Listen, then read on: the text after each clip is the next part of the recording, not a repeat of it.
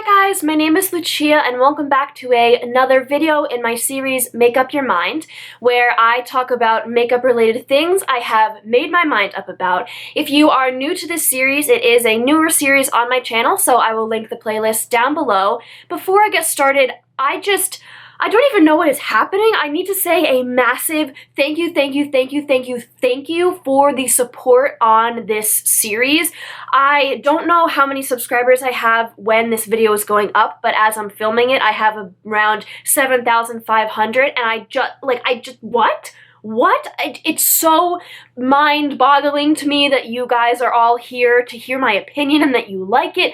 Thank you so much for your support. I read all your comments, even if I can't reply to all of them. It means the world. To everyone saying, don't stop this series, don't you worry. I have so many things I want to talk about, and I am ready to say them. Today I'm going to be doing something slightly different from the first 3 videos in this series. Usually I'll talk about either makeup or a brand, and I'll have pictures of stuff, and I'll talk about specific products.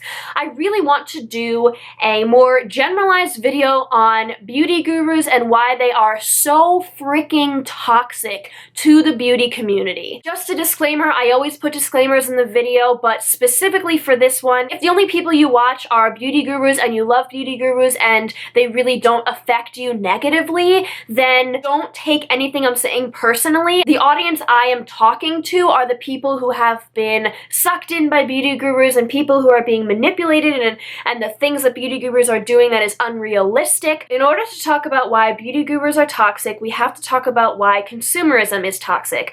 I posted several videos on my channel a while ago about project panning and my thoughts. I think I posted another video about my anxiety around consumerism or something. If I find them, I will link them down below. Basically, I used to want to be a beauty guru.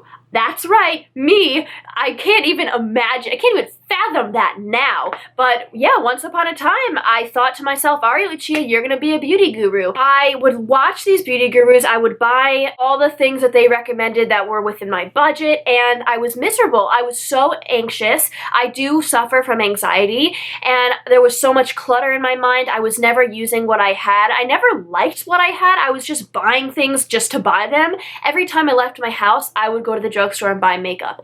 Every single time I left my house. That's so unhealthy. They buy and buy and buy. And if you see these beauty gurus with their beauty room and you see, for example, take Kathleen Lights. Now, I still watch Kathleen Lights. I disagree with a lot of the ways that she promotes consumerism, but I like her. I watch her. She has these lipsticks on her desk. She's had them on her desk for years and years and years. I would bet money that she has not touched those lipsticks in years, but she has them on her desk and she has tons of products, and that's just one example. All these beauty gurus, they have thousands of things and they don't use them. In my last Make Up Your Mind video, makeup brands that lost their magic touch on consumers, I talked about how beauty gurus nowadays, they're not looking for old things. They're just using new stuff. And I think this brings me to my first point, which is when beauty gurus say they love something or they're obsessed with something or it's their favorite thing when they haven't used it in years. They say these things about products like the Naked palette and the Benefit Professional and the chocolate bar palette, you name it. Things that they have not touched in years. I know that because for years I watched these people and I watched them do vlogs and get ready with me's and favorites videos, and they don't talk about these things. Obviously, I'm not in their life. I can't tell you what they're doing, but come on, we're smarter than that. We know that. They're not looking in their collection thinking, let me shop my stash. That doesn't exist in their brains. It's just so detrimental to a viewer, because if you're a viewer, you're not gonna say, oh, let me go look for that product that we loved 5 years ago that no one is talking about. You're gonna say, let me run out and buy the newest thing because now the beauty guru is obsessed with that. Which leads me to my next point, which is saying you're obsessed with something when you just put it on your face. Jaclyn Hill does this in like Every video that I've seen her try a new thing, she'll put a highlighter on and scream and say, oh, I'm obsessed. No, do you know what the word obsessed means? Obsessed means that you do it over and over and over and over and over again and you cannot stop. I don't even know if I would call myself obsessed with a makeup product. Maybe the Tarte Shape Tape because I use that every day. It's just so detrimental to give these remarks about things that you don't even know. You haven't even tried that. You don't know if you love that. You don't know if you hate that. Another thing that really gets me, Kathleen Lights does this a lot, which is when she says, I love this product, but I haven't tested it out the whole day. During review videos where she is supposed to be giving you the most information possible about a product, she'll say, oh, well, I haven't used it all day, but from what I can see, it's nice, but yeah, I don't know the wear test. Why don't you, what? Why don't you just wear it all day and film it like Tarte does? I'm not saying I love Tarte, but she does that right. You gotta give her that. She does that right. She wears things throughout the whole day and then tells you what she thinks. This leads me to my next point, which is the new way to do a review video. If you are not familiar, a review, an actual review, is when you test something out long enough to have an opinion on it. I am testing out some palettes for a haul update that I will be doing soon, and I'm doing 1 month, 1 palette with 2 of the palettes. So that means I'm waiting at least 2 months to tell you my review on something, and just in general, I usually don't know how I feel about a product for months. It takes me a very long time to form an opinion, especially when you're using product after product after product. How do you know? What these people are doing, they're calling a video a review video, and it's a first impression. It's a first impression, and what started to really baffle my mind was the fact that they don't actually know what a review video is. I've been seeing someone pop up everywhere. I can't remember her handle. It doesn't matter. I'm not trying to call people out and bash on people. I'm just trying to give you guys examples to back up my points because that's fair. But this one girl, she does a ton of reviews and I watch them and they're all first impressions. And I'm just thinking to myself, do you genuinely not know what a review is? As a viewer, you cannot trust that impression as a review. It might not be right. You can try something out for 2 months and then hate it. You can try something out and you can put a foundation on and in the morning it looks flawless and then by the end of the day it looks terrible. You can put on a lipstick and it can get patchy in an hour. It just blows my mind. And these are people with millions of subscribers. It's like, don't you care enough about your viewers to want to give them the best information? Side note off of this, you know what really makes me mad? When beauty gurus say, I'm gonna test this out, but stay tuned. You guys, every time I say stay tuned, I say that because I'm using the product up and it's going to be in an Empties, or I'm doing a review and it's going to be in that. Like, I actually mean it. I actually mean stay tuned because I'm going to tell you guys what I think about this. They just say that. They just say, oh, I'll try it out, but they're drowning in new products to try out that, you know, they don't remember to tell you what they think of it, and then they never do, and then back to the point where they're testing out so many things that they can't go back and try things that they used to love. I have talked about this in, I think, 2 of my 3 Make Up Your Mind videos. What is with the phrase, drop everything and buy this, or you need this right now, or if you don't have this, what are you doing with your life? Why do we say these things? Why would you ever give someone that FOMO? FOMO exists in the beauty community. It is so real. LS made a video talking about how to get over the FOMO in the beauty community. I will link her channel down below. You guys should go subscribe. I just wish that these influencers would be more aware of the effect that they have on their viewers and their viewers' bank accounts. If your favorite person that you look up to on YouTube tells you that you have to have something, you're gonna believe them. Why wouldn't you believe them? You have to have it. Okay, let me run out and buy it. This goes back to the video I did, products people buy that they know won't work for them. Not every product works for every person. Everybody is different. We have different skin types. We have different wants and needs.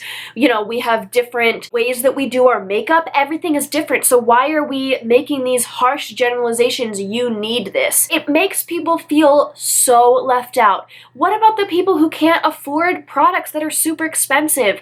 How are they gonna feel when you say you need this? Like, that's not a good thing. Going off of hyped products, let's just talk about hyped products for a second. Who hypes up products? Why are products hyped? Influencers, beauty gurus. They are the core reason behind hyped products. It makes me so frustrated when things are hyped and then they're never spoken about ever again. It's like something is hyped, they use it one time in a review video, which is not a review, it's a first impression. They say that they love it. They say, I'm obsessed, it's my holy grail, you need this, drop everything and buy it. Like, what? Yeah, I'm gonna like throw my phone, like drop my phone and go buy it? No. And then they never use it again. To the point where by the time where you literally can throw everything and go buy it, they're not even talking about it anymore. Why would they tell you drop everything and go buy it if once you have it, they're just telling you have to go buy something else? It's just this cycle, and it took me a long time to detach myself from the cycle. It's very hard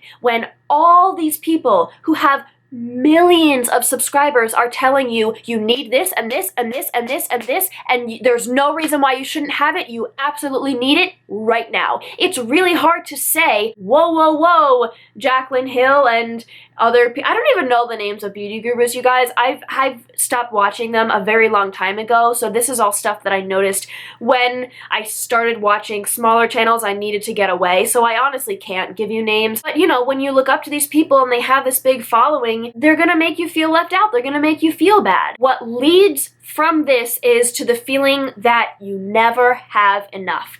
I experienced this so hard. This is why I started Project Panning. This is why I switched my channel to anti-consumerism, because for me personally, this is going to sound very extreme. If you're not familiar with anxiety, don't leave me a nasty comment. I have anxiety, but I used to not be able to fall asleep at night every single night because I would only think about things that I wanted, and my stomach would hurt so much because I wasn't using anything that I already had. I was just wanting more, and that's how it went. And I know I'm not alone. I've talked to so many people in my personal section of the community who have said, me too. That's why I started project panning and decluttering and buying less, because it was just too much. It gets to a point where it's like, where does it end? When does this stop? If you never have enough, if every single day a beauty guru is telling you you need more, what is your peak? How far do you let it go before you say, I just can't be told one more time by one more beauty guru that I need something or that I need to drop everything? Like, I just can't hear that again. Just for all you haters out there who are gonna say, oh, you just hate beauty gurus, I'm just gonna say a couple things that I really do like about beauty gurus, especially recently. The whole Tarte Shape Tape thing. If you don't know the drama, Tarte came out with their Tarte Shape Tape foundation. It has ridiculously terrible shades. They should be absolutely ashamed of themselves. They only made this for white people. It's terrible. I feel like 5 years ago, that would have been fine. No one would have noticed. And now, because of the standards that we have set by the people in the beauty community, Tarte is being called out, and they're not getting the money they expected from this foundation because all these gurus, no matter what their skin tone is, they're saying this is a problem, this needs to stop. So yeah, I definitely think that beauty gurus have a great influence. I just don't like when they take their mass audiences and they don't realize the effect they have, because it's showing from the Tarte Shape Tape drama that they do have a big effect, and they need to be more aware of that. Alright guys, that was all for this video. As I said, I have so many ideas for this series coming up. I'm probably gonna make this, for right now, a weekly, bi-weekly series. It's gonna be very often, so if you like it, subscribe, give this video a thumbs up, and I'll see you guys very soon. Bye!